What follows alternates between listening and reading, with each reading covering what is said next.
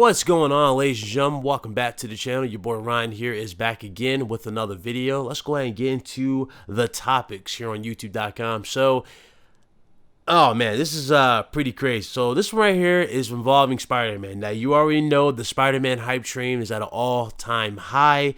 The pre-order consoles are sold out pretty much at this point. The collector's edition was gone in record time, and of course everything about this game is just, bringing a lot of positive news towards Sony and Insomniac Games. If I'm not mistaken, this is by far their most well-received game, and the game hasn't been released yet. So hey, it's doing ridiculously well.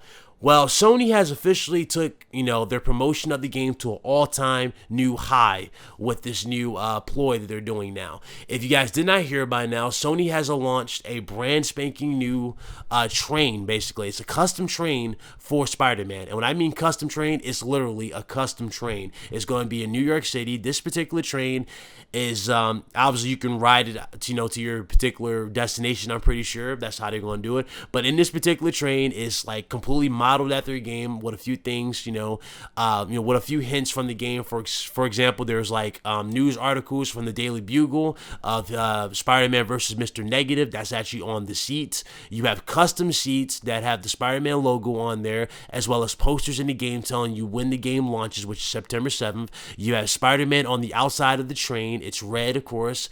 It has just a few other things. It's crazy. It's really like legit modeled after the game. Now, if you wonder where they got this idea from, if you guys paid attention to the trailer, especially the earlier trailers, you guys saw Mr. Negative versus Spider-Man in the actual train. There was a few train sequences where they fought, and it was basically inspired. I guess you can say this train is inspired by that. So it's really, really cool. It's a decent way of getting more eyes on the game, and yeah, that's really cool. If you did not know anything about Spider-Man, you definitely ride trains. Odds are you're going to see this train, and you're going to see, you're going to learn a bit more about Spider-Man. So that's really, really well done. So definitely a cool marketing ploy for Sony, without a doubt. Now, this one right here, the second news I got for you guys, this is involving Microsoft. And this will make this the second time this has happened, and Digital Foundry has either called this out, or we, the gamers, have called this out. Now, this is involving Red Dead Redemption 2. If you guys haven't already noticed by now, they already confirmed, numerous times, even Rockstar confirmed that it was running on the PlayStation 4 Pro. So everything you saw was the PS4 Pro footage. Well, it turned out that Microsoft, or Rockstar, but really I believe it's Microsoft, I guess you can say at this point, has remapped the buttons for the PlayStation 4. So basically, if you look, on the screen at one particular point during the actual video presentation of the game, the button prompts change from the PlayStation 4, button prompts to that of the Xbox One controller.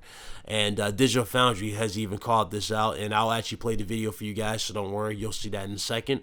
But I actually got to shout out somebody for this, because he actually called this out before I even saw it, and I actually didn't believe that to be true. I don't believe that to be true, and for obvious reasons.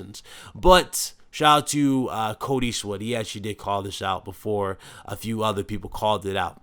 Now, this particular situation makes this the second time this happened. Yes, okay, this is the second time this happened, but it kind of makes you wonder, is it really the second time this has happened, or has this been going on for quite some time, and we're just now noticing this with certain games?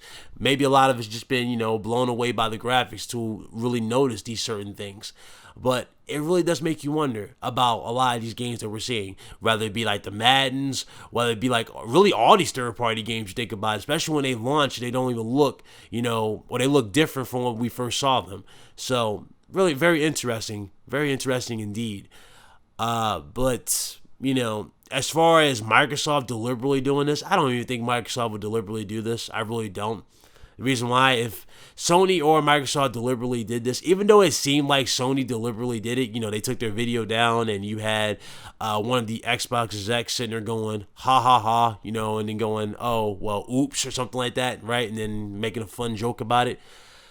Even if they were to do this, there's a thing called a lawsuit if they were to actually do this sort of thing, which is why I don't believe this is actually true on either side actually doing this. What I think it was, I actually thought it was a dev kit, to be honest, and the dev kit, just changed the button prompts to, go to whether you know, whichever platform they wanted it to be, and say, you know, and I guess the dev kit was supposed to give you an estimate of what it was going to look like, I guess.